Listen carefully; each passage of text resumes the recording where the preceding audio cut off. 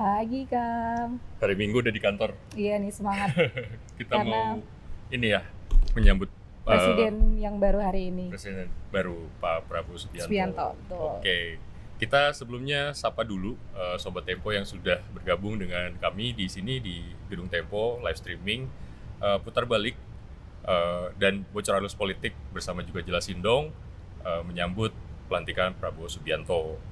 Jadi kita hari ini akan live streaming seharian nih, Dev. Oh, mantap. Sampai capek ya, Kang? Sampai capek sama seperti beberapa bulan lalu. Tapi nanti juga nggak cuma ngobrol aja di kantor gitu ya, nggak cuma ngobrol dari Gedung Tempo, akan ada live streaming dari Gedung DPR untuk lihat Oke, prosesi menarik ya. Langsung siaran ya. pelantikan Pak Prabowo sama Oke. Gibran gitu ya. Jadi teman-teman Jelasin Dong juga nanti akan gabung dengan kita siang Oke. untuk ngobrolin soal kebijakan ekonomi Pak Prabowo. Nah, tapi karena kita putar balik, kita Oke, dapat kita tugas. Apa tuh, Kang? Kita bahas dulu bagaimana 10 tahun Jokowi di mata Tempo. Oke, silakan, Kang. Gimana tuh, Kang? Jadi selama 10 tahun ternyata Tempo sudah menerbitkan 521 edisi. Oh ya, Mm-mm, banyak ya. banyak, tapi nggak semuanya bergambar Pak Jokowi. Yang bergambar Jokowi ada berapa? Jokowi itu ada 113 edisi, Oke, lumayan banyak ya. lumayan banyak ya. Mm-mm, jadi itu dari 2014 ya, Oktober Nah, 2014. itu cara ngitungnya gimana, Kang? Nah, Satu-satu? kemarin tuh aku buka aplikasi Tempo. Mm-mm. Nah, di aplikasi Tempo memang ada bagian untuk mengakses arsip. Nah, jadi kita bisa baca lagi tulisan-tulisan Oke. Tempo yang lama, Oke. tapi memang harus langganan dulu. Oh, caranya gimana langganannya, Kang? Nanti kita kasih linknya, ada di deskripsi. Nanti pokoknya masuk aja ke web Tempo, nanti ada bagian untuk langganan. Oke. Sip, menarik, Kang. Nah, tapi jumlah cover bergambar Jokowi ini ternyata jauh lebih banyak dibanding zaman SBY. Oh iya, kalau SBY ada berapa, Kang? Coba tebak. 20? Ya, beda dikit lah. 30? Ya, 30. Oh, 30. Jauh banget ya? Jauh banget sih bedanya, Kang. Iya, jadi kalau Jokowi 113 cover, SBY ternyata cuma 30-an. Oke. Nah, tapi bukan berarti di zaman SBY kita nggak menyoroti masalah ya. Zaman SBY juga tetap banyak masalah gitu. Tapi memang di era Jokowi ini kita menyoroti banyak sekali persoalan di pemerintahan yang memang berkaitan dengan kepentingan publik gitu ya. Dan meskipun kontroversial jadi pembicaraan publik, tentu informasi yang disampaikan oleh Tempo telah terverifikasi. Gitu. Oke. Deh. Terus kira-kira sampul favoritnya yang mana nih, Kang? Kalau aku masih bingung ya. Kamu dulu deh kayaknya cerita deh. Oh, kalau aku kalau aku suka yang persekutuan ganjil Prabowo Jokowi. Jadi di edisi itu pertama kali Jokowi itu merangkul Prabowo untuk menjadi Menhan. Ingat Itu kan waktu itu? 2019. 2019, Tapi betul. pemilu kedua ya, periode kedua Pak Jokowi ya. Iya, betul sekali, Kang. Apa sih waktu itu ceritanya kayak gimana? Itu kamu ikut liputan atau kamu nulis misalnya? Iya, aku ikut sebagai tim yang menulisnya. Kalau misalnya pengalaman liputan gitu, Kang, yang menarik, aku ingat waktu itu 2019 juga kerusuhan yang di depan Bawaslu itu loh. Oh, gara-gara hasil pemilu ya? Betul Prabowo. sekali. Nah, kita menerbitkan edisi mengenai tim Mawar yang di Tengarai memang berada di balik Di dalam. kerusuhan itu. Gitu. Berkaitan dengan Prabowo langsung gitu ya? Iya, karena dia kan ada salah satu bekas anak buahnya Prabowo, yaitu yang bernama Fauka, itu di Tengarai. Oh, oke. Ya. Oh, aku baru ingat. Kalau aku kayaknya edisi yang paling berkesan itu sebenarnya agak lama ya. Ini tahun sebentar. Kayak 2016 lah, Oh, Februari. dulu kan kamu masih di koran ya waktu itu ya? Tapi waktu itu Tempo Februari 2016 itu mengeluarkan edisi soal kereta cepat. Oh. Nah, oke. jadi sebetulnya Proyek Rugi ya? jauh sebelum kereta cepat heboh dibicarakan sekarang, sejak 2016 Tempo sudah mengingatkan Jokowi supaya lebih berhati-hati karena kita tahu ini proyek mahal, proyek yang juga mengandalkan utang gitu ya. Jadi potensi rugi dan potensi gagalnya sangat besar dan kita lihat sendiri sekarang bagaimana proyek kereta cepat ini malah jadi beban baru buat negara. Nah, waktu itu dari liputan itu tim di ekonomi bisnis terus mendalami gitu sampai dapat informasi-informasi yang cukup eksklusif untuk ya mengungkap masalah lah di proyek kereta cepat ini gitu. Menarik. Masuk soal utang. Cuman memang kereta cepat ini kan nggak cuma satu ya masalah di pemerintahan Jokowi, terutama di soal infrastruktur gitu banyak banget. Ya. Waktu itu ada juga proyek Bandara Kertajati. Aku pernah ke sana liputan. Dan memang itu salah satu yang berkesan juga ya Kang? Berkesan karena waktu itu bahkan belum jadi, lokasinya jauh gitu ya, di tengah perkebunan dan sawah yang gak ada apa-apa gitu, tiba-tiba ada bandara besar gitu. Dan rasanya juga kita memang Tempo sering ya mengulas soal infrastruktur Jokowi dan permasalahannya yang rasanya kok nggak elok kalau misalnya dianggap sebagai prestasi. Karena kan sebetulnya infrastruktur itu sebagai kewajiban. Iya, betul, kewajiban pemerintah ya memang ya untuk membangunnya. Kewajiban untuk membangun infrastruktur buat masyarakat. Jadi kalau ada yang bilang siapa sih Bapak Infrastruktur Indonesia? Siapa tuh Kang? Pak Basuki lah. Oh iyalah jelas Pak Bas. Karena Kamu dia setuju, ya? terjun langsung kan. Iya, dia pelaksana dan dia juga yang ngeberesin proyek-proyek Jokowi yang terancam mangkrak. Tapi di tangan dia bisa beres gitu ya.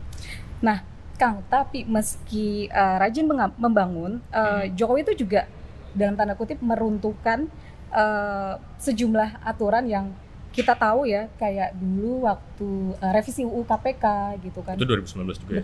Betul. Dan sejumlah peraturan lainnya, dan Jokowi itu punya andil yang besar gitu untuk melemahkan KPK ini kan. Dan dia juga pernah bilang gini kan, saya nggak baca apa yang saya tanda tanganin. Mungkin dia kayak sambil merem gitu terus tanda tangan kali ya. Jangan-jangan revisi undang-undang KPK ini bisa jalan gara-gara dia tanda tangan dokumen yang dia gak baca. Iya. Dan ketika itu kritik pun muncul, dia nggak berusaha untuk mengubah itu kan. Oh iya, padahal waktu itu banyak sekali pegiat, aktivis, bahkan masyarakat gitu ya yang meminta agar revisi dibatalkan. Kemudian ada peraturan perganti undang-undang ya. Ya, betul. Nah, soal KPK juga ini emang Tempo cukup sering mengingatkan ya Jokowi gitu, bahkan sejak periode pertama sampai yang kedua gitu ya. Dan selain membongkar kasus-kasus korupsi dan kasus di internal KPK, Tempo mengingatkan bahwa ya KPK ini adalah produk reformasi yang jangan sampai dirusak lah. Karena kita tahu KPK sepak terjangnya sangat mumpuni ya dalam pemberantasan korupsi gitu. Nah, salah satu edisi Tempo yang cukup terkenal dan fenomenal yaitu edisi 14 September berjudul Janji Tinggal Jadi. Ingat nggak gambarnya, Pak? Oh, aku ingat Kang. Yang hidungnya mancung. Ya, Pinocchio.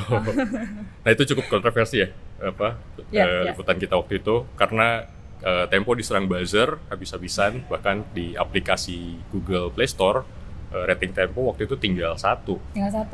Sekarang layak nggak sih 1 itu? Kayaknya netizen lah ya. Iya, biar netizen yang menilai.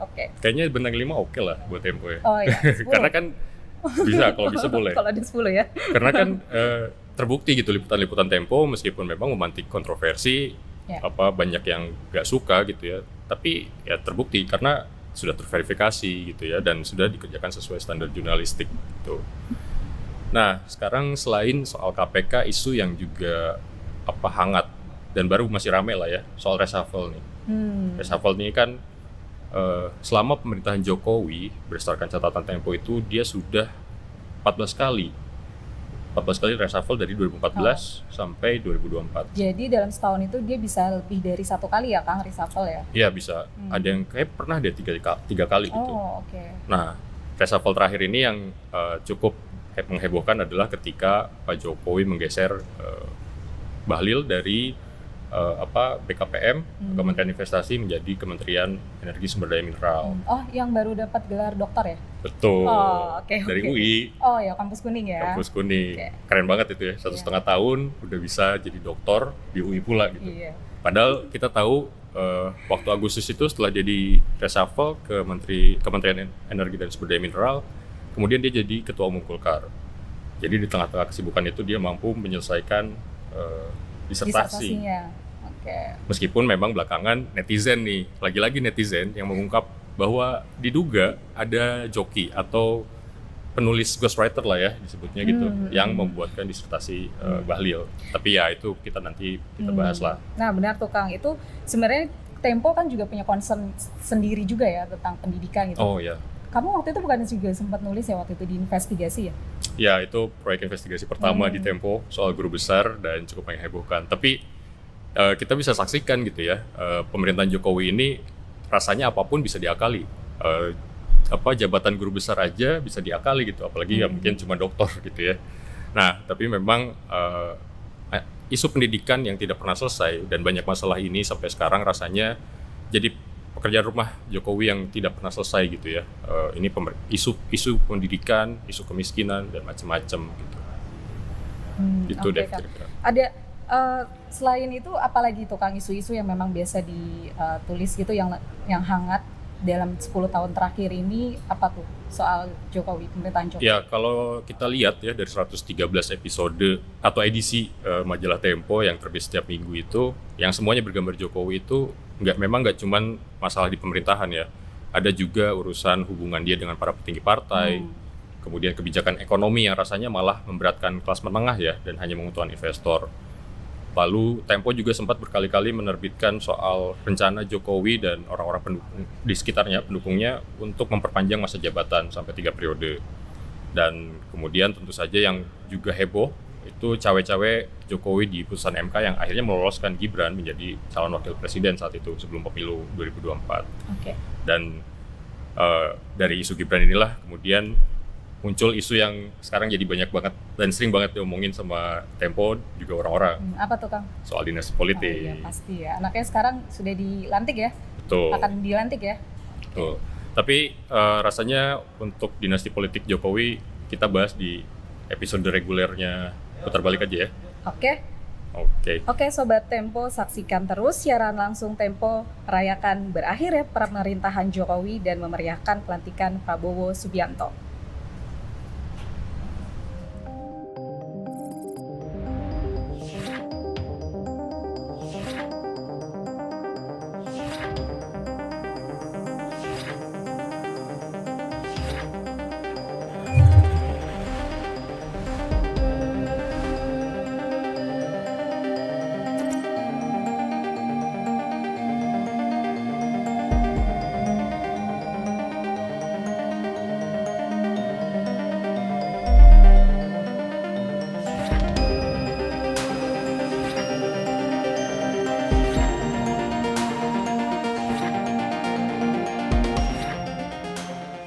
Iriana atau Ibu Suri ini itu sebenarnya mendapatkan inspirasi dari mana sampai kemudian dia begitu ngotot atau ingin mencalonkan Panjang ini Gibran?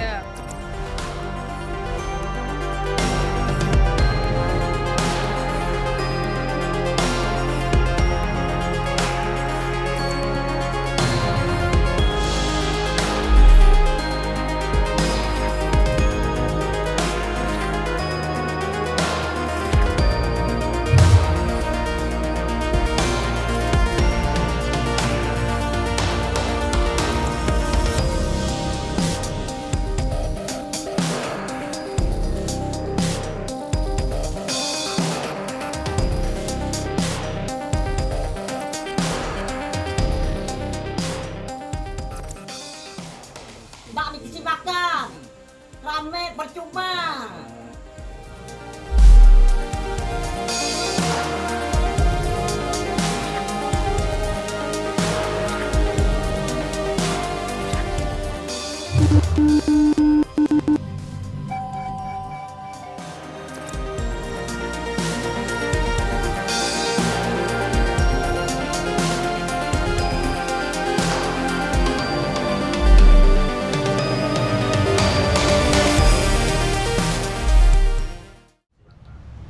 Yo, jumpa lagi bersama kami di Bocor Arus Politik bersama saya Stefanus Pramono. Gua Hussein Abri Dongoran. Dan Raymondus Rikang. Francisca Kristirasana.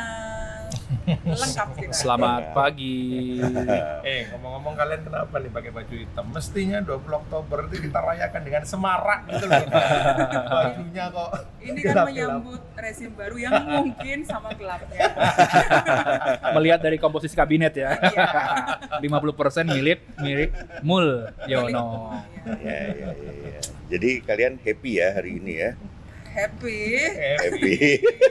Karena ini hari Sabat. Ya. Kita hari ini akhirnya Jokowi melepaskan gitu kan. Paling tidak dia tidak 3 periode, ya kan. diperpanjang oleh anaknya ya. 3 periode jilid 2 ini. Iya, betul. Nanti kalau kemudian lari lagi ke bawah ke anaknya, terus kemudian ke adiknya, terus kemudian ke cucunya dan lain-lain, panjang ini ya sepertinya ya. Panjang, Pram. Luar biasa. Perjuangan kita berarti masih panjang. Ya, gitu atur ya. nafas. Atur nafas. Kok Oke. pada ragu-ragu sih? Agak ngerem sedikit karena belum percaya sepenuhnya gitu, dan mungkin tidak akan pernah percaya ya pada rezim yang baru gitu kan. Apalagi ini bayang-bayang dari Jokowi pun juga masih sangat kental disebutin sama Hussein gitu. Ya, lo mikir apa Sen sekarang Sen? Enggak. Mengeluarkan punch baru gitu. Masih jam 9, masih pagi, sabar. Masih Masih- jam lagi ya. Kita masih taping sampai sore soalnya. Jangan dikeluarkan semua di pagi-pagi.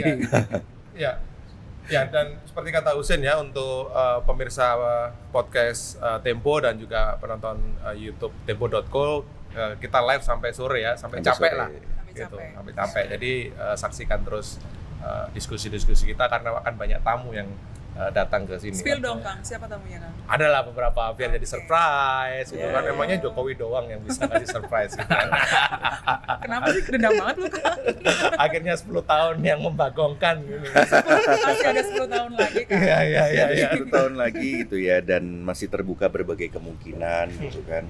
Bisa saja ada yang copot di tengah jalan gitu, atau bisa juga ada yang ada tambahan-tambahan baru lah dari dinasti-dinasti baru juga gitu ya. Atau bisa juga ada yang ditaruh di IKN begitu, ngurus IKN di sana. Gue suka nih. Terus IKN-nya dikasih cuma sekitar 15 sampai 17 triliun per tahun.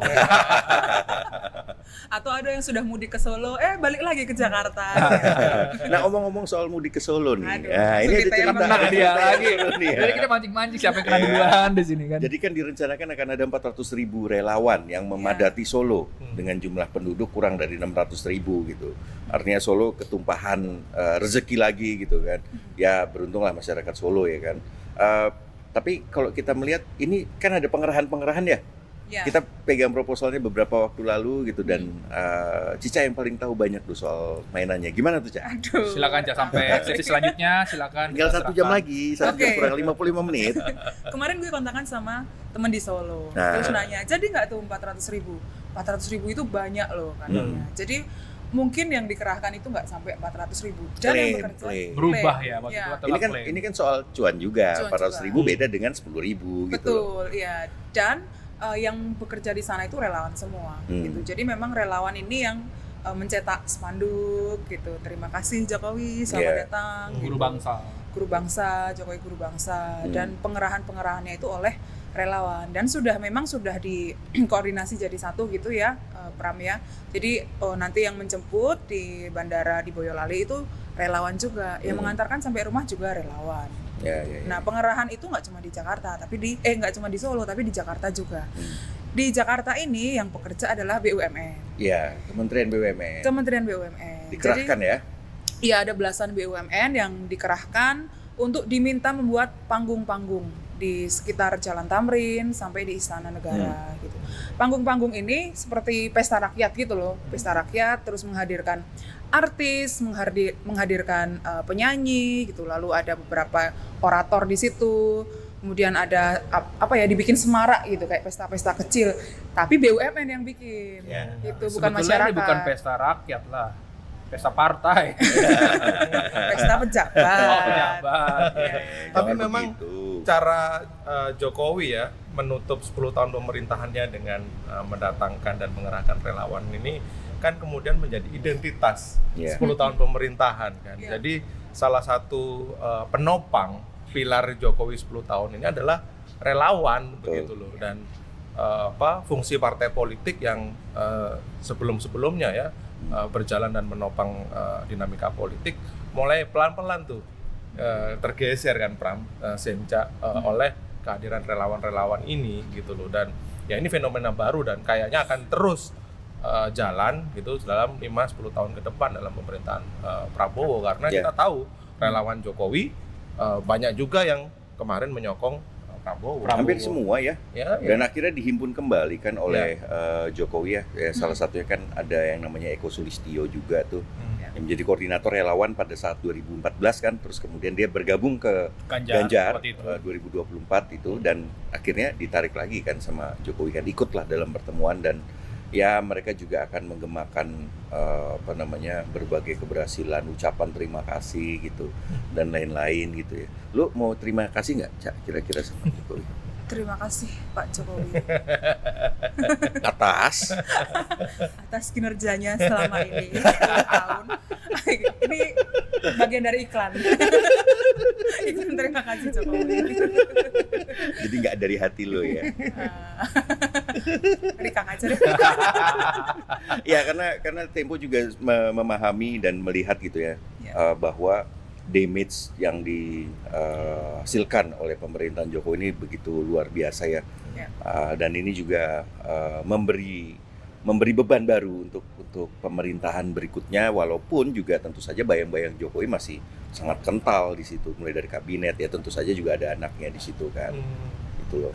Ya nggak kan? Ya damage-nya banyak sih Pram, terutama dalam hal demokrasi ya. Persis. Demokrasi, penegakan hukum ya kan.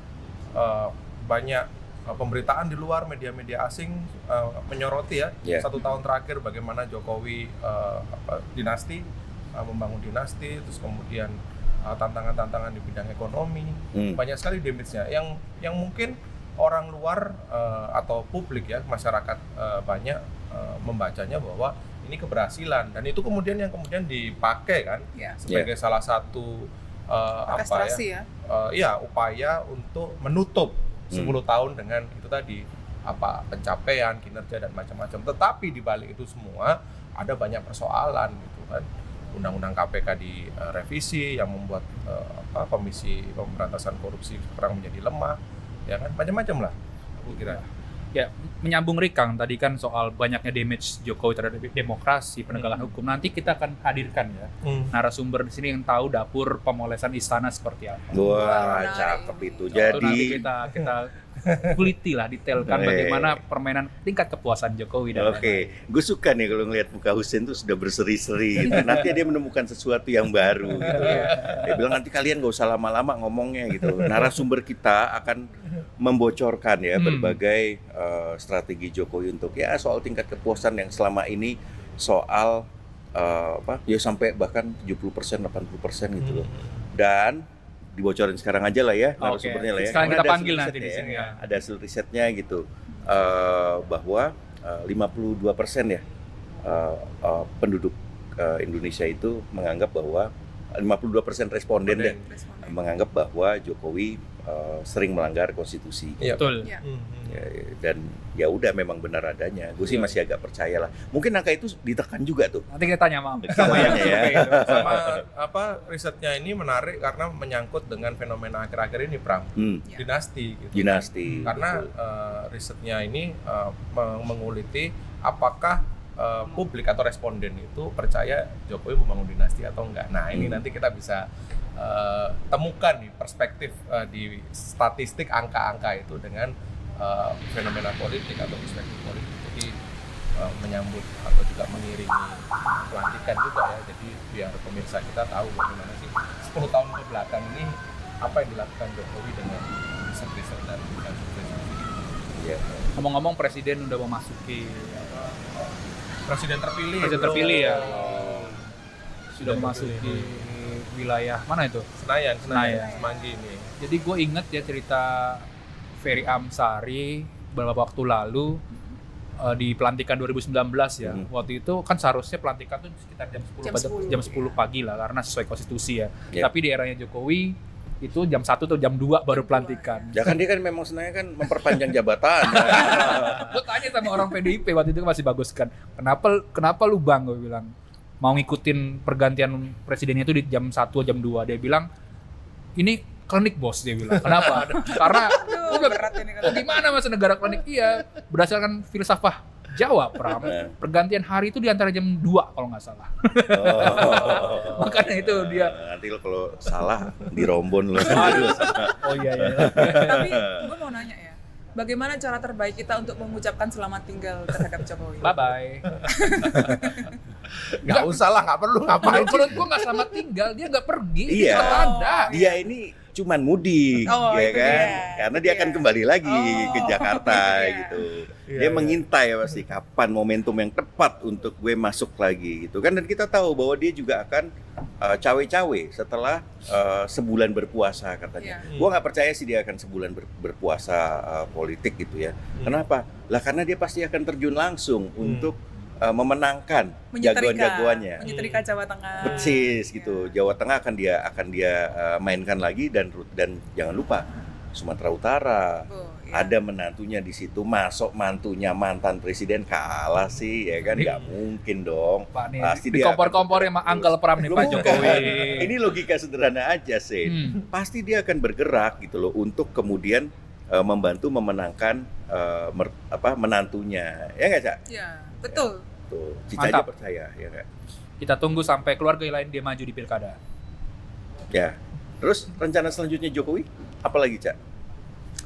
Kan berpuasa tadi 3 Hmm. minggu sampai 1 bulan kan. Dia akan keliling ke Jawa Tengah ya kan. Nah, setelah itu mungkin dia akan kembali ke Jakarta untuk memantau kinerja anaknya. Kinerja. Dan memantau IKN jangan lupa. Oh iya. Ya. Dia juga akan beberapa kali nanti ke IKN kan. Dan sudah diucapkan juga oleh Mau ngapain? Memastikan jalan lah. Memastikan jalan. Dia khawatir mungkin akan kayak Hambalang, Bang. Ntar Di tiba-tiba rumpon gitu ya. ntar tiba-tiba muncul di Hambalang, cekrek-cekrek foto gitu kan. Ntar Prabowo gitu jangan-jangan. Iya. Kayaknya kita langsung masuk lah. ke narasumber Ya, yang Bang. akan Cik, buka-bukaan, Iya. ya kan, soal ya nanti lihat sendiri lah ya. Iya. Kita break sebentar dan langsung kita panggilkan narasumber yang tahu banyak soal dapurnya Jokowi, bagaimana polesan citraannya, bagaimana kemudian dia membangun dinasti dan lain-lain, dan juga ada pandangan dari aktivis yang juga komika. Yes. Tetap di Bocor Halus Politik.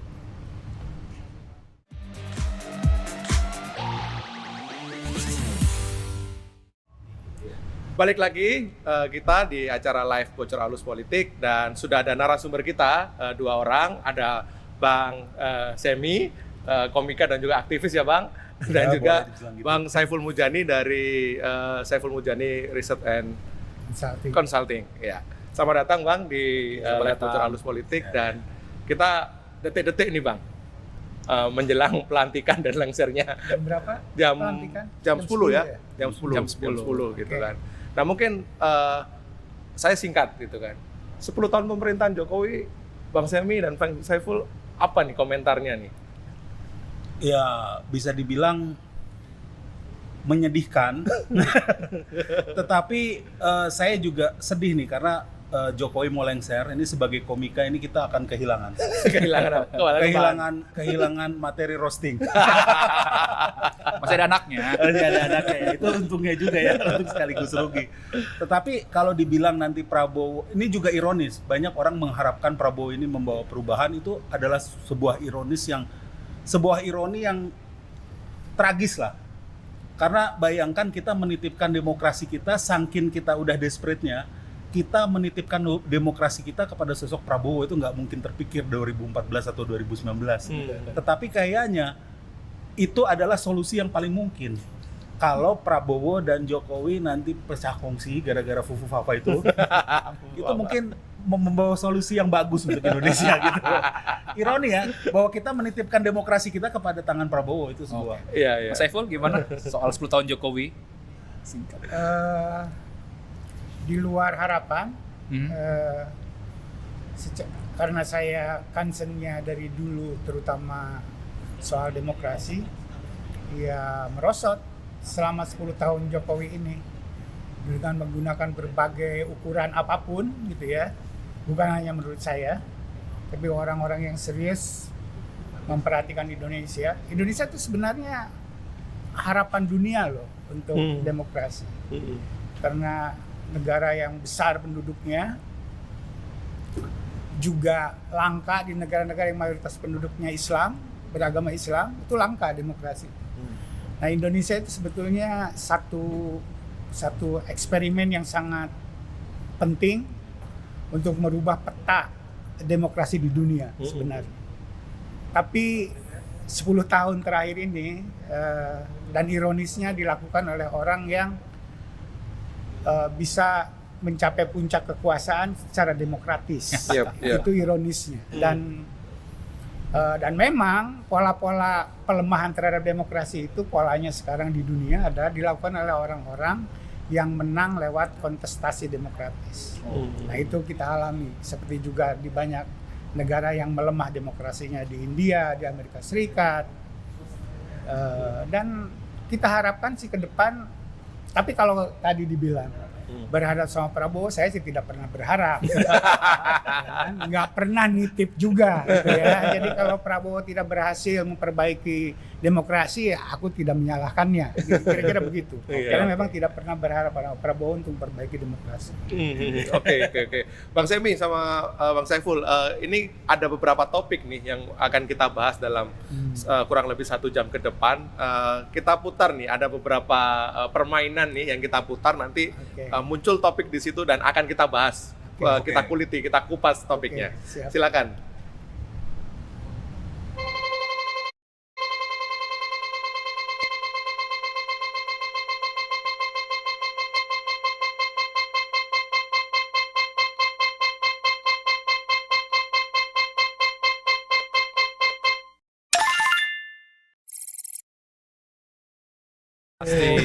Kita ke Bang Saiful dulu nih, karena ada riset SMRC ya, Bang Saiful 1 tahun lalu, kalau saya tidak keliru, soal dinasti.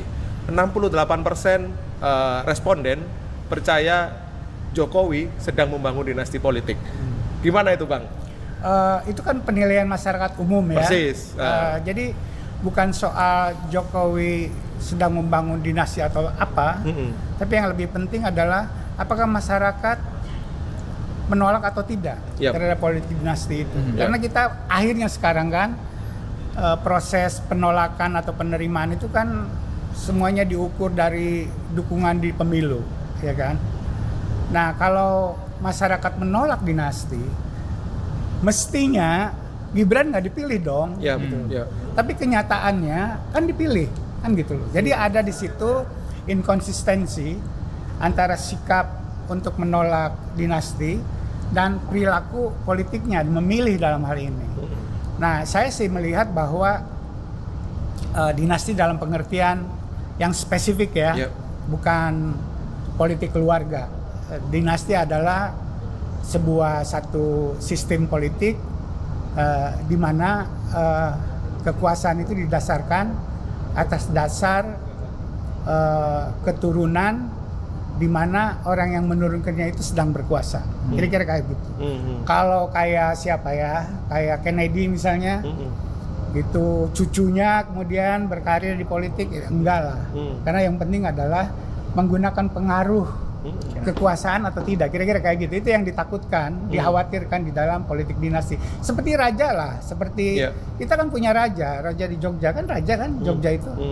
Iya, itu dinasti dalam arti yang sesungguhnya. Nanti kalau sultan sudah tidak bisa lagi memimpin, akan otomatis ke anaknya. Nah, itu yang dimaksud dengan dinasti yang sebenarnya. Jadi tidak ada masa kosong kira-kira kayak begitu. Sebutlah Bung Karno dengan Megawati. Itu kita tidak bisa katakan itu dinasti ya, dalam pengertian yang spesifik seperti itu. Jadi harapan saya adalah bahwa dinasti itu terjadi pada Jokowi ini, gitu ya. Gibran, Kaisang, kan nggak kebayang sama saya ya. Kaisang jadi ketua partai gitu, nggak kebayang sama saya. Partai yang abang dirikan ya. Saya ikut lah. Dari awal juga ya. Iya. Nggak bersalah. Saya sama dengan saya mendukung Pak Jokowi, nggak merasa bersalah. Karena pilihannya kan. Pilihannya Prabowo atau Jokowi, ya Jokowi lah waktu itu kan. Bukan karena Jokowi hebat, ya kan. Karena kalau nggak milih Jokowi ya Prabowo jadi. Ya kan, dan saya nggak mau Prabowo jadi kan itu. Itu jadi saya tidak pernah menyesal. Ada yang minta saya supaya minta maaf kepada publik karena pernah mendukung Jokowi. Ya enggak lah, gitu ya. Harusnya yang minta maaf itu Jokowi. Karena Jokowi yang berkhianat sama kita. Berkhianat katanya. Berkhianat sama kita. Jadi dari awal dia sendiri kampanye dengan kita, orang kayak Wiranto gitu ya. pemojokan Prabowo 2014 sama-sama sama kita gitu. Kita setuju. Sekarang gitu ya orang-orang ini di luar dugaan saya kelakuannya gitu. Oke. Bang Semi gimana melihat soal dinasti Dinasti ini ya. Jadi sebenarnya kalau kita bisa pakai referensi pop culture aja Back to the Future. Oh ya, Back to the Future. Kalau kita balik ke 2014 di situ kan Gibran ada tuh diwawancarai ya di depan istana. Ya rambutnya masih rambut punk kayak gitu kan. Terus saya datang tuh sebagai Michael J. Fox gitu lah ya. Datang ke hari itu dan saya bilang, jangan macem-macem nih orang ini 2024 akan jadi wakil presiden, pasti nggak ada yang percaya. Nggak ada yang percaya gitu kan. Bahkan sampai 2023 ketika MK diketok bahwa ada penurunan batas umur, masih banyak yang berharap supaya Jokowi yang baik ini tidak mengambil kesempatan itu. Ya kan, jadi itu biarlah menjadi sebuah keputusan yang kosong gitu. Sedemikian besar ya harapan Indonesia kepada Jokowi yang baik ini Dan percaya sama Jokowi. termasuk aku. Dan kalau kita lihat nih yang berbahaya dari dinasti itu akan akan merubuhkan yang namanya meritokrasi. Orang akan dipilih berdasarkan garis keturunannya. Ya kan, Gibran itu memang waktu itu kan termasuk di yang itulah yang podcast yang satu lagi yang Asian Value, ya kan, bilang kan Gibran itu kan yang umurnya di bawah 35 itu yang akhirnya dimungkinkan untuk maju kan bukan hanya Gibran. Ya tetapi siapa yang mau maju gitu selain Gibran. Dan orang milih Gibran karena dia anak Jokowi. Jadi udah pasti itu dinasti. Dan yang berbahayanya lagi, dinasti ini pasti berlanjut kalau didiamkan. Karena orang nggak mungkin puas jadi wakil presiden. Mas kalau jadi wakil menteri nggak puas, pasti pengen jadi menteri. Ya kan, 2029 mungkin aja dia jadi presiden. Dan kalau dia presiden 2 periode sampai 2039. Nanti giliran Kaisang 2039 sampai 2049. 2049 Janete sudah cukup umur ya. Jadi ini kalau didiamkan ini mungkin orang ketawa dengan opini Semi hari ini. Tetapi itu bisa kejadian seperti Back to the Future tadi. Kalau kita balik ke 2014 mungkin kita diketawain juga kalau bilang bahwa anak ini berbahaya, bisa jadi wakil presiden di 2024 gitu. Seperti itu. Jadi menurut saya dan itu udah terbukti kan hari ini bahwa walaupun presidennya Prabowo tetapi kekuatan Jokowi masih kelihatan kan. Ya 17 menterinya dipanggil Ya. Tuh kan. Terus selain 17 menteri, PSI ini adalah partai yang kalah loh. Dapat jatah juga. Itu kan jelas-jelas siapa itu. Banyak memang yang kalah dikasih jatah. Iya. Tapi PSI dapat beberapa tuh, ada Giring, 1 menteri dan 2 wakil menteri. Iya, gitu. Jadi istilahnya adalah ini kekuatan dinasti Jokowi ini masih bercokol. Jadi kalau dibilang bahwa ini adalah hari yang baru, enggak sih sebenarnya. Iya. Cuman berganti aja berganti kulit tapi dalamnya itu aja gitu. Nggak berganti figura foto. Saya ke Bang Saiful. Bang Saiful, ini debat kita sejak setahun terakhir nih. Dinasti gimana? Kan akhirnya rakyat yang memilih, gitu kan. Apakah pendapat argumentasi ini tepat ketika Gibran itu bukan dinasti, karena toh akhirnya rakyat yang memilih, begitu. Gimana itu Bang, melihat perspektif ini dari... Iya, dalam soal memilih, dalam soal pilihan politik, itu kan tidak ada kita memilih dari ruang kosong, kan? Anda nggak bisa memilih Gibran kalau Gibran tidak dicalonkan. Oke. Jadi ada aspek supply dan ada aspek demand. Demand-nya kita sebagai pemilih. Supply-nya adalah elit-elit yang menyodorkan. Nah, seperti tadi ya, saya disodorkannya Pak Jokowi dengan Prabowo. Mau nggak mau. Dan saya nggak bisa milih diri saya. Ya kan? Karena yang disodorkan cuma 2. Nah, kalau nggak milih Prabowo ya milih Jokowi. Kan nggak ada yang lain. Sama. Ditawarkan di situ Prabowo dengan Gibran. Dan lawan yang 3-nya itu. 2 lainnya ya? Yang 2, ya duel aja di situ. Nah, jadi di satu sisi betul bahwa dia menang itu karena dipilih. Tapi juga dia menang karena dicalonkan. Dan dicalonkan itu dimungkinkan dengan merubah konstitusi, dengan merubah undang-undang. Kan kira-kira begitu. Secara tidak etis, ya kan gitu loh. Tadi seperti dibilang, harapan kita Pak Jokowi nggak ngambil kesempatan itu. Ternyata diambil gitu ya. Kita kan berprasangka sangat baik sama Pak Jokowi ini, kan kira-kira kayak begitu.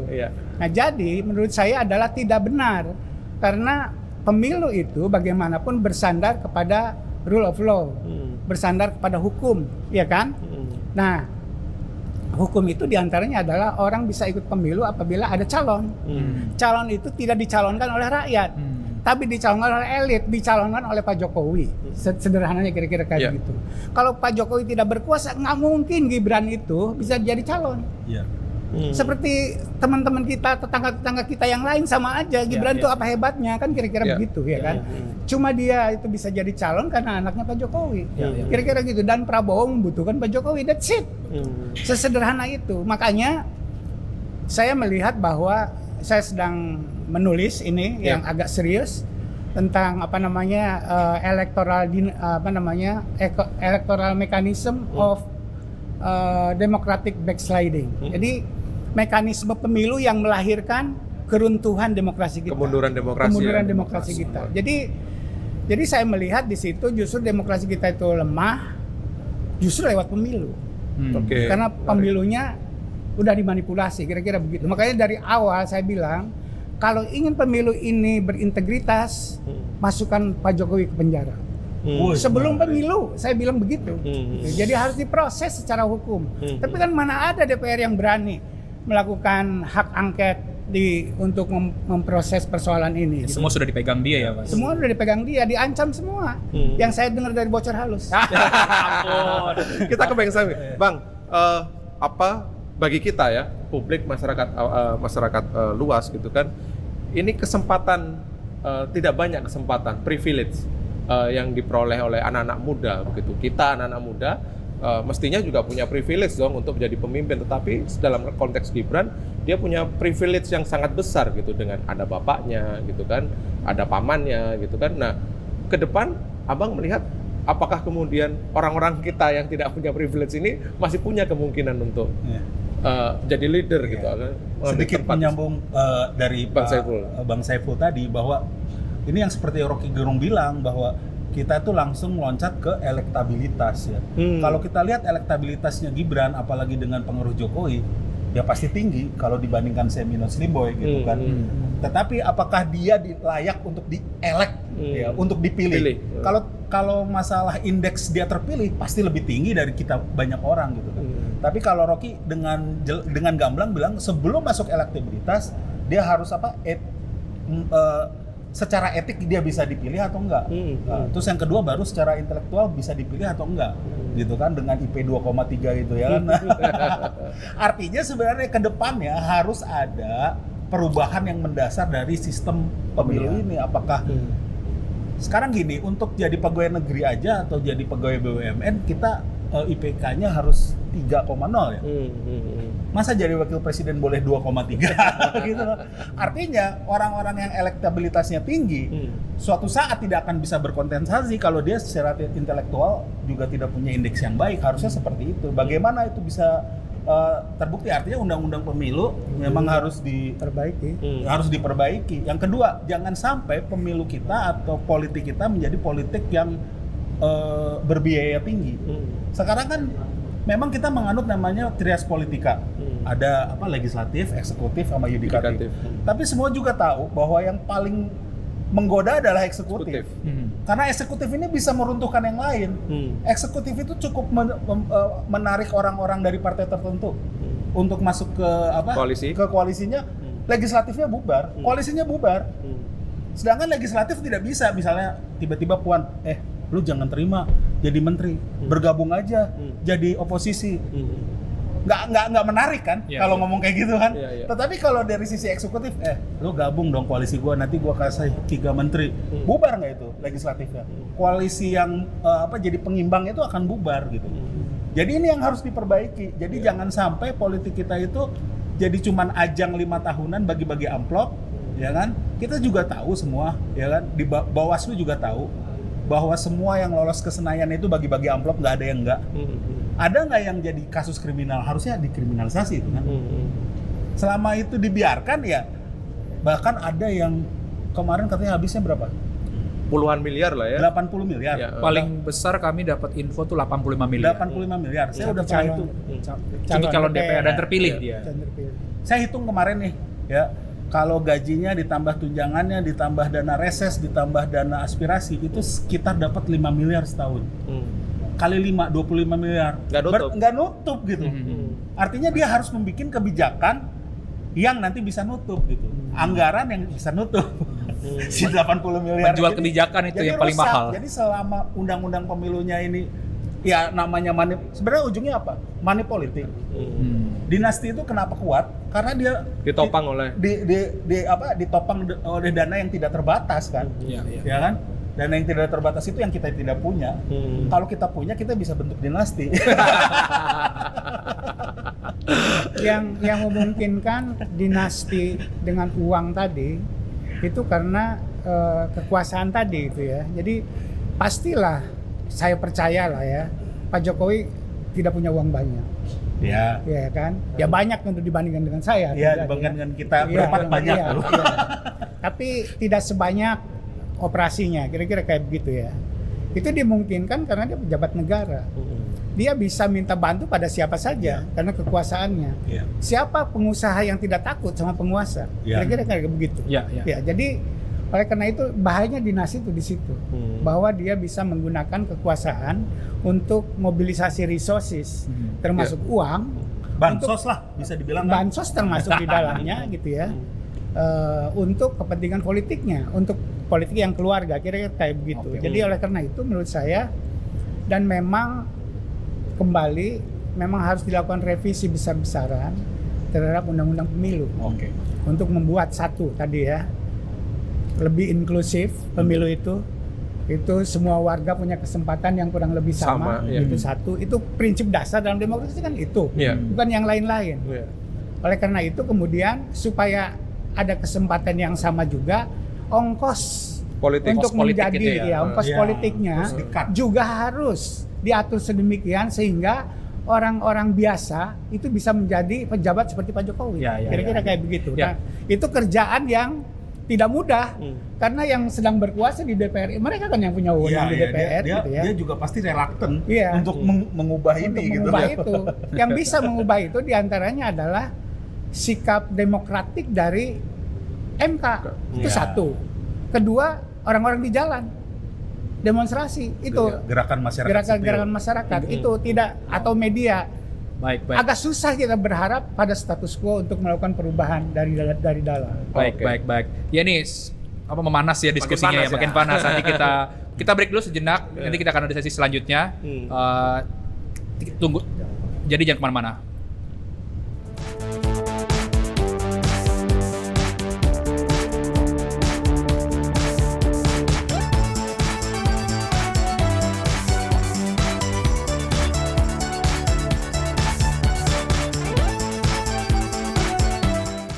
Beda. Halo pemirsa, jumpa lagi dengan live Bocor Halus Politik dan kita masih bersama Bang Saiful dan Bang Semi ya di sini menjelang pelantikan Presiden terpilih Prabowo Subianto gitu.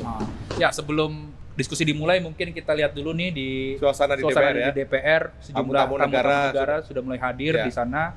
Tadi juga Pak Prabowo menyalami langsung ya tamu-tamu negara, rata-rata kepala negara maupun perwakilan negara dari yang diundang oleh Prabowo Subianto. Tuh, lagi disambut langsung ya. Waduh. 2019 disambut langsung gak ya? Sama-sama pasti. Kok sendirian ya? Wah, menarik itu pertanyaannya. Menarik. Oh iya, menarik juga. Iya. Saya nggak melihat 2019 begini. Nggak di panggung langsung kan, nggak terima Nggak langsung ada. kan, langsung ditaruh di tempatnya itu Pak Saiful. Tempat, ya betul. Nggak Kan yang begini. menarik sekali nih. Oke, kita masuk ke tema selanjutnya nih. Iya. Kita mainkan lagi spinning wheel. Silakan teman-teman. Ya, putar. Gimik lah ya.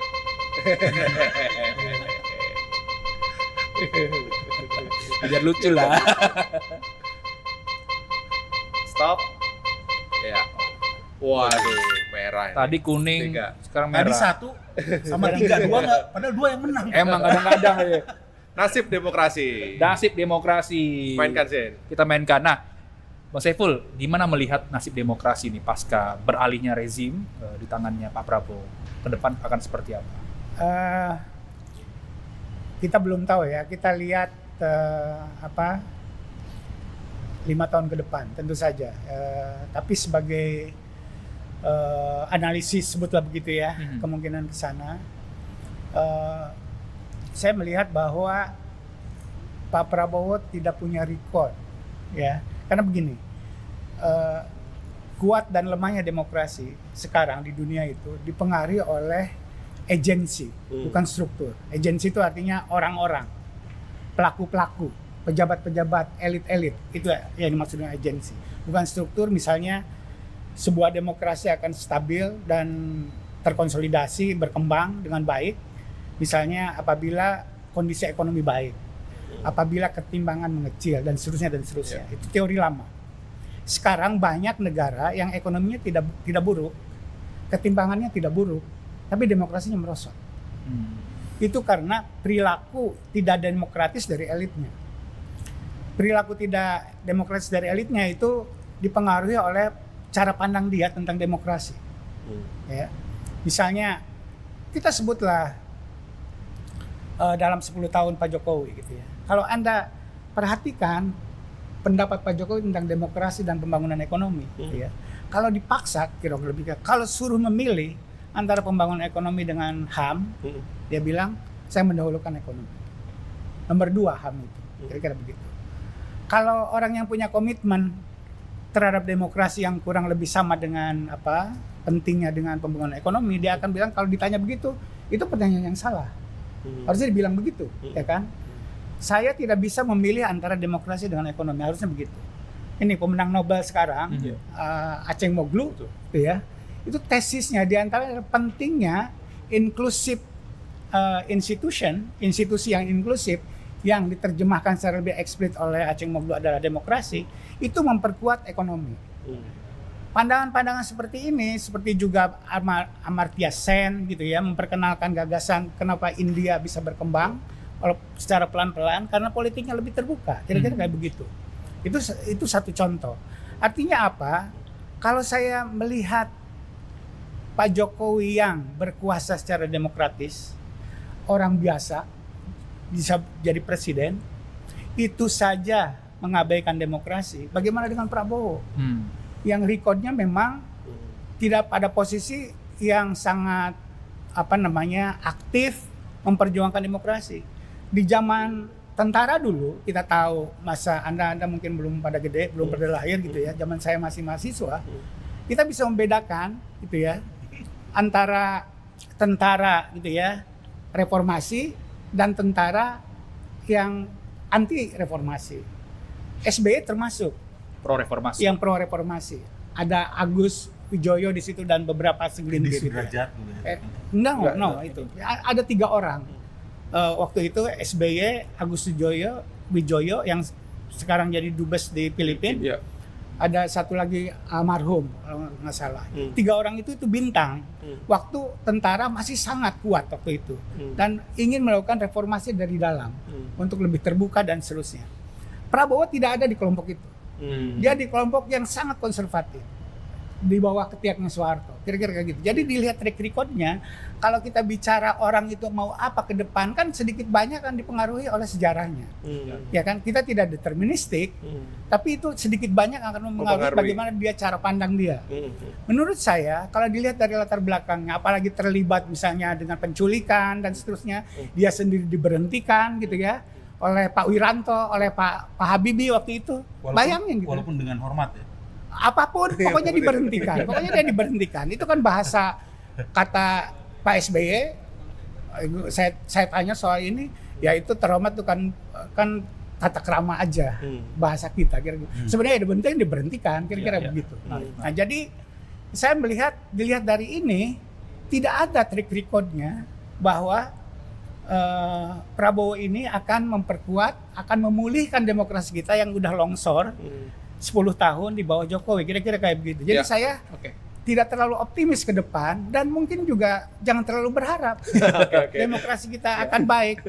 Kita cari tokoh mungkin sebelum 2029 akan terjadi perubahan yang penting untuk perbaikan demokrasi. Bang Semi, saya penasaran nih, kan demokrasi kadang-kadang dianggap adalah lu kan masih bebas bersuara gitu ya. Lu masih bebas nge-tweet ataupun bikin stand up segala macam begitu. Nah, dari sudut pandang lu bagaimana melihat demokrasi di eranya Pak Prabowo ya? Mungkin caranya berbeda ya. Kalau zaman Pak Harto itu malah lebih keren sebenarnya orang-orang yang Emang hidup waktu itu. saya gini-gini kelahiran 76, Pak. Oh iya, Mukanya aja ya. Mukanya aja kelahiran 90 ya. Hebat. Jadi kalau zaman Pak Harto dulu, kalau kita ngelihat aktivis tuh keren. Keren gitu. Dulu saya ngelihat Bang Fajrul ya, saya masih SMP waktu itu ngelihat Bang Fajrul tuh keren, bakar ban, Pak Rudini datang keren. Jadi wah ini orang-orang yang berani ngelawan Pak Harto. Wah ditangkap keren. Kalau sekarang memang dikasih kebebasan untuk ngomong, tapi satu konten yang kita omongin itu nggak pernah didengar, terus dilawanin pakai buzzer.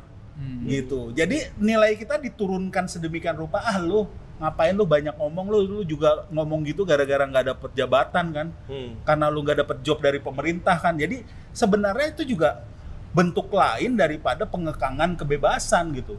Ketika kita dilawankan oleh buzzer, sedangkan buzzer itu kita tahu dibiayai oleh APBN. Kan nggak fair juga kita melawan sesuatu, kita menyuarakan sesuatu kita dari hati, nggak dapat duit apa-apa, lawan orang yang logistiknya luar biasa gitu. Jadi mungkin Kita ngelawan negara sebenarnya. iya, jadi kebebasan pendapat itu semu gitu. Cuman ada tapi nilainya diturunkan. Lu anak abah lu. Kayak gitu kan. Dulu mungkin ada istilah Petrus ya, sekarang surplus, serangan nggak tahu siapa itu menyerang lu. Bayangin gue nih seorang Kristen ya, kafir. Sampai disebut kadrun. Luar biasa. Gara-gara kita melawan Jokowi kayak gitu. Jadi kalau dibilang ada kebebasan, apalagi yang terang-terangan seperti lu pernah mobilnya diganggu kayak gitu kan, sampai harus mengungsi ke hotel kan, enak juga tuh. Dan penilaian itu menurut saya ya, orang keliru maksud saya terlalu sempit ya. Tadi pertanyaan tadi itu penting. Kayak lu full gitu ya, nge-tweet tiap hari nyerangin pemerintah kira-kira kayak gitu. Apanya yang dikatakan tidak ada kebebasan gitu ya. Kalau kita lihat ya di masyarakat ada orang yang tidak takut seperti kita. Tapi kebanyakan takut untuk bicara, itu satu.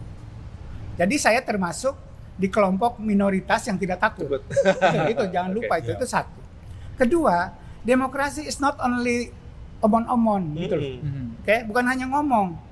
Demokrasi yang sebenarnya atau bukan hanya memilih dalam pemilihan 5 tahun sekali. Kan orang sering begitu. Demokrasi bagaimana? Kita punya pemilu gitu.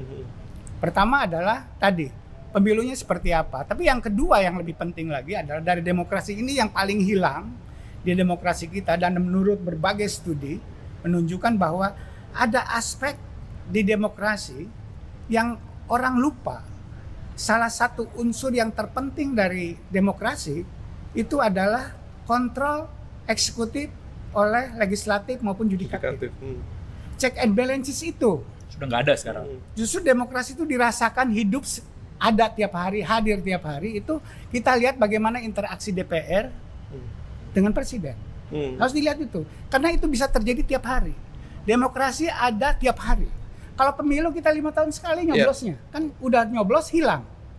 Tapi kalau check and balances itu komponen yang sangat penting dalam demokrasi yang hilang sekarang adalah itu menghadirkan demokrasi tiap hari. Nah itu yang hilang oleh kita, dan masyarakat umumnya tidak tahu itu. Bahwa kontrol oleh DPR terhadap presiden atau penegakan hukum oleh Mahkamah Konstitusi, oleh MK, oleh pengadilan, oleh jaksa, oleh polisi, itu sangat fundamental untuk demokrasi kita. Dan justru rule of the law ini itu yang hilang. Dan orang harus tahu itu. Bang, aku ke Bang Saiful dulu. Nah, dalam konteks membicarakan demokrasi kita 10 tahun terakhir, Bang Saiful sering disederhanakan hanya dalam angka-angka survei. Ya kan? Kita memilih elektabilitasnya sekian. Pemerintah atau masyarakat quote and quote puas dengan kinerja pemerintah gitu kan. Penegakan hukum ratingnya sekian dan seterusnya. Abang nih mungkin boleh cerita nih kepada pemirsa kita di Bocor Alus Politik, bagaimana 10 tahun pemerintahan Jokowi ini ditopang oleh angka-angka survei itu sehingga mengatakan bahwa segala sesuatunya berjalan normal, ya kan? Tidak ada pemberangusan pers, kita masih tetap bisa mengkritik, penegakan hukum terhadap kepuasan terhadap lembaga-lembaga penegak hukum masih tetap tinggi. Nah, mungkin Bang Saiful bisa cerita bagaimana survei approval rating itu menopang 10 tahun pemerintahan Jokowi sehingga seolah-olah kita tidak ada persoalan nih di level yang sangat detail atau di bawah di akar rumput itu, Bang. Justru approval rating yang tinggi itu menggambarkan keadaan yang sebenarnya. Oke, bisa dielaborasi itu, Bang. Ya, dalam pengertian begini, bahwa Pak Jokowi dukung Prabowo, oke? Para pendukung Pak Jokowi bilang enggak, Pak Jokowi nggak mendukung Prabowo, kira-kira begitu kan, ditolakin tuh kayak begitu kan? Pak Jokowi netral, kira-kira kayak gitu. Tapi faktanya adalah dia mendukung Pak Prabowo, itu satu. Dan dukungan Pak Jokowi itu efektif karena bisa kita lihat dari approval rating. Oke, kita ingin menjelaskan kenapa sih orang milih Pak Prabowo. Salah satu penjelasnya adalah karena didukung oleh Pak Jokowi. Pertanyaan berikutnya, kenapa Pak Jokowi didukung? Ya, karena masyarakat suka dengan Pak Jokowi. Approval ratingnya tinggi. Approval rating itu apa dalam pengukuran ini? Maaf ya, saya kalau dianggap mau dipersalahkan silahkan. Saya termasuk orang yang bertanggung jawab memperkenalkan konsep approval rating itu. 2014 itu ya? Bukan, dari 2003. Pemilu presiden pertama kan yang memperkenalkan survei kayak gini, saya termasuk di dalamnya, yang pertama kali. Konsep approval rating saya perkenalkan waktu itu kan. Kepuasan pada Ibu Mega, kepuasan setelah itu 5 tahun berikutnya menjelang Pak SBY begitu sama. Dengan ukuran yang sama kita bisa bandingkan, oke? Kenapa Pak SBY dipilih dari approval rating? Apa ya approval rating itu adalah kepuasan pada kinerja Pak SBY, pada kinerja Pak Jokowi, oke? Kalau ditanya kenapa masyarakat menilai kinerja Pak Jokowi itu bagus, ya kan? Padahal para yang anti Pak Jokowi bilang buruk banget Pak Jokowi itu. Kenapa ini bagus nih, Saiful gitu. Tanggung jawab Anda. Kira-kira kan sering saya disebut begitu. Adalah karena penilaian masyarakat atau approval rating masyarakat terhadap Pak SBY itu bukan hanya kinerja secara yang bisa diukur secara mudah. Misalnya pertumbuhan ekonomi. Kan di zaman Pak Jokowi ekonomi nggak lebih baik gitu, dari masa sebelumnya. Kan gitu ya. Tingkat pengangguran misalnya, kita lihat misalnya kelas menengah melemah dan seterusnya, itu kan banyak indikator-indikator itu yang konkret.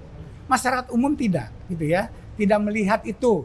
Yang bisa membaca itu kan orang-orang yang membaca, kira-kira kayak pakar gitu. lah ya, expert dan sebagainya. Itu satu. Kedua adalah bahwa approval rating ini komponennya banyak. Apa yang membuat orang suka sama Pak Jokowi? Bukan karena kinerjanya itu, tapi bagaimana Pak Jokowi gayanya, bagaimana dia berkomunikasi, ya enggak lah kita gitu ya. Dia tidak pernah konfrontatif dengan siapapun yang mengkritik dia. Itu disukai oleh masyarakat yang kayak gitu-gitu.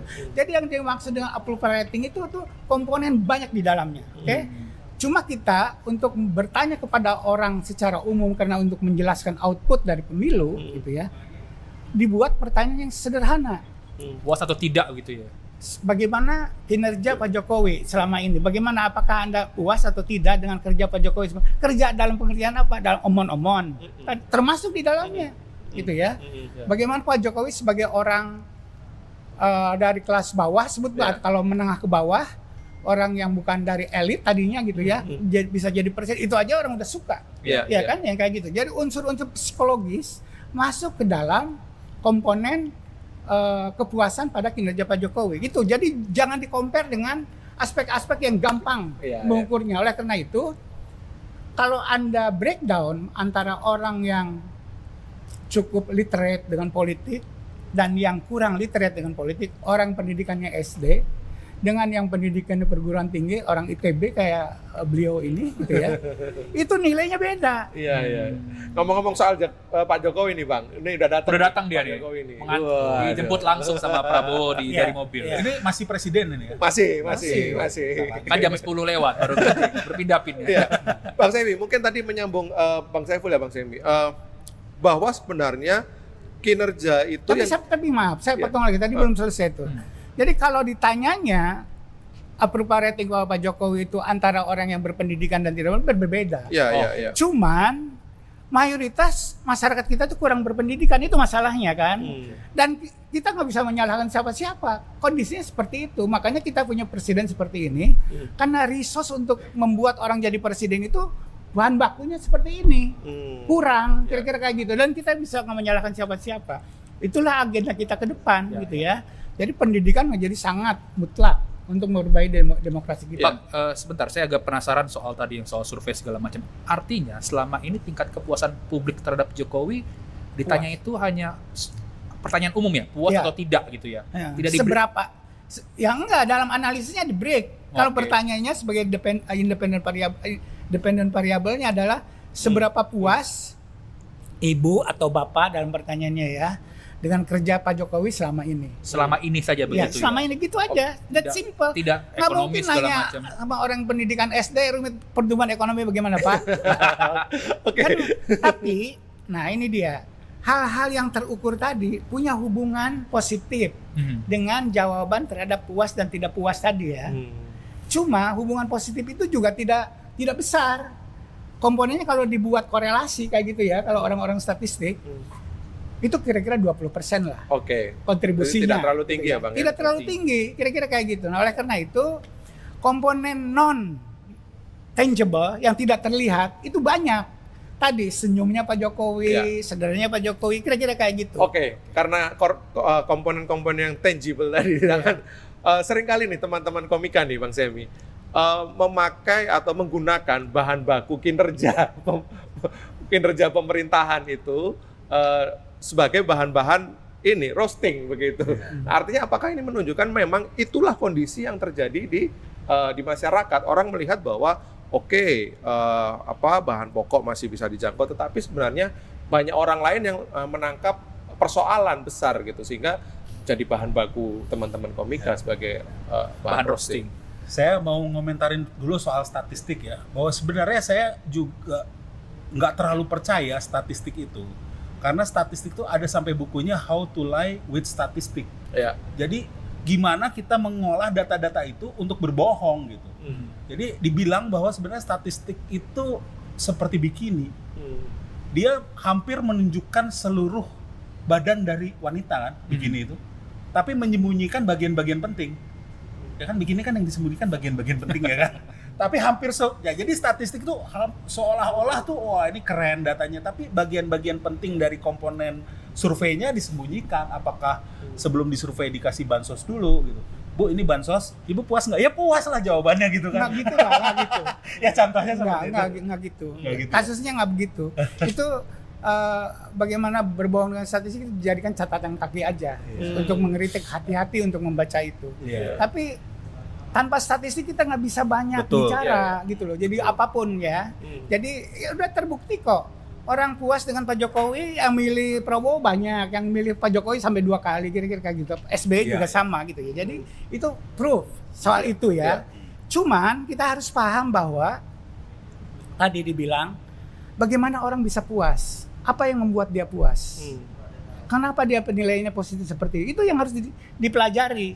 Ya tadi dibantu dengan subsidi yang luar biasa. Itu dia. Ya kan? How to-nya ya. Ya how to-nya. Dan itu variabel yang kita harus analisis. Saya sedang mempelajari ini, sedang menulisnya adalah bahwa kenapa Pak Prabowo menang. Ya. Faktornya banyak. Kan terjadi perdebatan di MK gitu ya. Dan dalam analisis saya mengatakan bahwa salah satu faktor yang paling penting memenangkan Prabowo itu adalah Pak Jokowi. Apa yang membuat Pak Jokowi itu penting adalah karena masyarakat puas dengan kinerjanya. Bertanya berikutnya adalah kenapa orang puas dengan kinerja kinerja Pak Jokowi adalah karena bansos, karena subsidi, Kira-kira kayak gitu rangkaiannya. Artinya kan mungkin nggak saat survei itu dibagi bansos. Tentu tidak, gitu ya. Tapi sebelumnya. Tapi kita bisa track. Kita bayangin kerjaan 10 tahun loh bos, gitu ya. Itu subsidi di zaman Pak Jokowi jauh lebih besar daripada zaman Pak SBY. Oleh karena itu kalau ekonomi sekarang orang yang paling bawah itu merasa senang dengan Pak Jokowi, orang yang paling kaya juga sama senangnya. Tapi orang-orang kaya Anda yang kelas menengah itu yang menjerit-jerit kan gitu kelas Jadi menengah itu. kalau dibilang bahwa Makanya kalau di pemilihan yang 2019 posisi Jokowi sebagai incumbent, tentu jelas dia punya keuntungan logistik dan sebagainya. Iya. Harusnya di 2024 ini kan terjadi reset, ya kan? Karena nggak ada lagi incumbent kan. Iya. Tetapi karena Iya. anaknya yang dimasukkan, artinya Jadi posisi cerita 02 lain. ini jadi cerita lain, jadi seolah-olah incumbent. Itulah yang Contoh yang bagus Pak SBY lah, 2014 dulu. Karena dia tidak punya calon, Pak SBY setahu saya waktu itu netral. Lepas Iya, dia. dilepas aja sama mungkin dia nyesel. Saya yakin dia nyesel ketika ngeliat Jokowi. Tahu gini mah gue gitu juga. Saya yakin dia nyesel. Kalau itu gitu ya, tapi faktanya adalah dia tidak, kan dia gitu. Jadi kalau tidak ada kasus seperti Pak Jokowi ini, Pak Jokowi pun mungkin tidak punya efek terhadap Prabowo. Itu kira-kira. Ya, mungkin Pak SBY mungkin nyesel kenapa gua nggak jadiin Ibas jadi Bupati Pacitan dulu nih. Iya. Tapi ngomong tadi soal teman-teman komika atau approval rating seperti apa? Waduh. Sebenarnya komika sendiri kan materinya luas Aha, ya. Ada yang masih mungkin sampai hari ini ada yang masih pro Prabowo. Biasanya kan kita dalam komedi ini selalu harus ada korban. Selalu harus ada korban karena ternyata ketawa itu adalah perbuatan manusia paling kejam, bukan marah. Marah itu hanya reaksi yang natural. Ketawa adalah perbuatan manusia paling kejam. Kalau misalnya Pak Jokowi lewat di sini, terus dia tersandung, pasti kita pengen ketawa, hanya kita tahan karena takut ditangkap gitu kan. Tapi intinya menertawakan seseorang, menertawakan korban itu selalu ada. Jadi kalau misalnya komika yang menjadikan politik ya secara umum ya, bukan kinerja ya, susah sekali kalau soal approval rating ya. Politik secara umum biasanya memang akhirnya masuknya lebih ke personal. Jadi kalau kayak kinerja dan sebagainya itu sebagai bumbu aja. Ya. Tetapi saya pernah bilang bahwa sebenarnya masyarakat Indonesia ini dalam memilih pemimpin itu nggak mencari solusi. Kita mencari siapa yang disalahin. Jadi ini beralih gitu ya, dari kita mau nyalahin Jokowi, nah ini beralih ke kita nyalahin Prabowo dan Gibran gitu kan. Makanya waktu itu paling enak menurut saya gubernur itu voke. Karena Mau disalahin gak ada yang marah. nggak pakai buzzer pula. Nggak pakai buzzer. Nah begitu Pak Ahok, disalahin buzzernya malah. Pak Anies juga disalahin buzzernya marah. Belum musim waktu itu. Iya, Belum paling musim. enak tuh memang adalah politisi yang nggak punya buzzer ya. Kita bersama-sama. Jadi kan itu dibalikin ke kalau pakai teori Marx itu ke kesadaran kelas. Jadi kelasnya adalah kelas rakyat melawan penguasa. Harusnya kan kayak gitu. Kalau kita kan sekarang terbalik. Kita semua berantem nih di grassroots. Ya walaupun kita seperti ini, kita grassroots lah ya. Kita grassroots, kita berantem. Padahal di elitnya itu udah damai. Caimin udah ketawa-tawa itu. Senyum pula. Udah senyum pula. Bang Saiful, kembali lagi soal approval rating Bang. Tadi kan Abang sudah spill sedikit soal apa namanya yang ditanya itu adalah berpendidikan rendah dan seterusnya ya. Nah, saya ingin menegaskan bahwa approval rating ini memang mereka yang disurvei atau mereka jadi respondennya itu yang pertama berpendidikan rendah, yang kedua bukan ekonominya itu rendah poinnya. seperti itu. Bukan itu poinnya. Bahwa yang disurvei itu adalah populasi. Populasi, oke. Populasi orang yang punya hak pilih. Oke. Tidak peduli pendidikannya Iya. tinggi atau rendah, tinggi atau rendah. Cuma dalam analisis kita bisa pilah-pilah, ya kan? Misalnya orang yang milih Prabowo ini, sebutlah begitu, atau orang yang suka sama Pak Jokowi itu kira-kira siapa sih? Kita bisa analisis. Ditemukan di situ sekian persen pendidikannya tinggi, sekian persen pendidikannya rendah, dan seterusnya kayak begitu. Kita punya informasi itu. Kesimpulannya, kalau mau dibuat kesimpulan cepat kayak gitu, adalah orang yang punya penilaian positif terhadap Pak Jokowi, bahwa mereka puas dengan kinerja Pak Jokowi, umumnya orang yang pendidikan rendah. Umumnya, kira-kira begitu. Atau kalau ditanya baik atau tidak kinerja demokrasi sekarang, yang mengatakan baik itu umumnya orang yang berpendidikan rendah. Karena apa itu terjadi? Karena mereka tidak punya cukup informasi untuk menilai kondisi yang sebenarnya. Kira-kira kayak begitu. Kalau ditanya kepada orang yang berpendidikan lebih baik, itu lebih kritis. Itulah yang saya sebut sebagai buku saya, gitu ya. Tolong dibaca, gitu ya. Demokrat kritis. Demokrat kritis itu adalah demokrat yang mengerti tentang demokrasi dan seterusnya kayak begitu, sehingga kemudian tidak mudah untuk menerima kinerja yang dideliver oleh yang sedang berkuasa, kira-kira kayak begitu. Nah itulah dia perlunya kita punya gambaran yang lebih representatif tentang populasi ini. Dan survei-survei itu yang saya lakukan dan teman-teman yang saya tahu, kebetulan kita punya dewan etik untuk memeriksa yang tidak sesuai dengan prosedur ilmu, itu ditegur oleh kita dan bisa diberhentikan, kira-kira kayak begitu. Karena apa? Karena ini menggambarkan situasi kita. Anda dalam hal ini sebagai ilmuwan, suka ataupun tidak, faktanya adalah Prabowo dipilih oleh 58%. Siapa yang salah di situ? Ilmu tidak salah di situ, dia menggambarkan. Kalau Anda mau nyalain diri kita aja, kenapa mau milih Prabowo gitu loh. Anda kurang punya informasi tentang Prabowo bahwa dia itu bekas penculik misalnya kayak gitu. Atau saya punya dan saya mengkampanyekannya tidak berhasil kampanye saya. Kan begitu loh. Jadi di situ kesalahan di kita kalau mau disebut salah gitu. Bukan ilmunya sih hanya alat bantu aja. Soal untuk Prabowo penculik itu akhirnya jadi dilematis ya. Karena kalau kita angkat sekarang, orang selalu melawan itu dengan kata-kata kita lagu lama. Padahal sebenarnya membicarakan kasus HAM itu tidak pernah usang, itu akan selalu relevan Timeless lah ya, Bang. Tapi yang membuat ini menjadi sedikit problematik adalah posisi Jokowi terhadap Prabowo ini dari 2019 mengangkat menjadi Menhan, sehingga seolah-olah Prabowo ini sudah direhabilitasi ya oleh Jokowi, direhabilitasi mungkin tidak secara statusnya secara de facto, Secara hukum lah ya. secara hukum karena belum pernah ada pengadilan HAM kan terhadap Prabowo gitu. Saya sih mendukung nih kalau ada di kepemimpinan Prabowo ada pengadilan HAM untuk dirinya sendiri. Karena dia kan nggak mungkin. Harapan kan? itu makin hilang. Siapa tahu memang dia tidak bersalah kan? Iya kan? dong. Kalau tidak bersalah kan bagus namanya bersih. Nah, tetapi di 2019 apalagi dengan 2024 Jokowi quote unquote mengendorse Prabowo dengan memajukan anaknya itu kan sebenarnya endorsement untuk endorsement, ya kan? Itu sudah merehabilitasi Prabowo bahwa dia tidak lagi. Padahal sebelumnya Jokowi sendiri menggunakan isu HAM loh. Dia pernah ada kata-katanya, bukan buzzernya Jokowi dengan mulutnya sendiri bilang saya tidak punya masalah dengan pernah ngomong seperti itu dengan masa lalu. Artinya itu kan menyindir dalam Prabowo. debat loh. Iya. Nah, artinya apa? Dia merehabilitasi Prabowo, jadi makin suram lah. Tapi bagaimana mau lihat di kabinetnya Prabowo nanti kan ada menteri kementerian baru ya, menteri HAM gitu kan. Itu kan jangan-jangan akan dipoles demikian rupa bahwa di rezimnya Prabowo ini ya akan fokus HAM juga dan lain-lain. Dan dia itu kan artinya menempatkan kayak Profesor Reza, Mugianto yang di KSP Ikohi dan lain-lain itu gimana? Ada Agus Jabo juga. Agus Jabo. Nah itu justru yang menarik buat saya ya.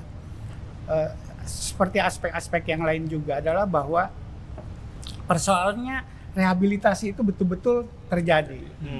Bersamaan dengan itu mempromosikan Kaisang dan Gibran, tentu saja kan. Rehabilitasi Prabowo dan promosikan keluarganya. Itu yang dilakukan oleh Jokowi sebenarnya dalam 5 tahun terakhir. Nah, saya melihat bahwa belum begitu lama ketika terjadi perdebatan Prabowo dengan calon-calon presiden yang lain, gitu ya. Teman-teman yang bekas korban 98 itu menjadi narasumber dan bicara. Bagaimana mereka tersinggungnya oleh pernyataan-pernyataan Prabowo dalam debat itu, gitu ya. Tapi sekarang mereka ada di dalam. Yang paling tragis di dalam ada kekuasaan tersebut. Mas Faisal Reza kayaknya jadi wamen ya. Salah satu yang disebut yang dipanggil sama siapa lagi yang di ketua Ikohi sebelumnya Mugianto. Ya kan? Teman kita wartawan siapa? Reza Nazar Patria, ya kan? Jadi ya itulah rehabilitasi gitu ya.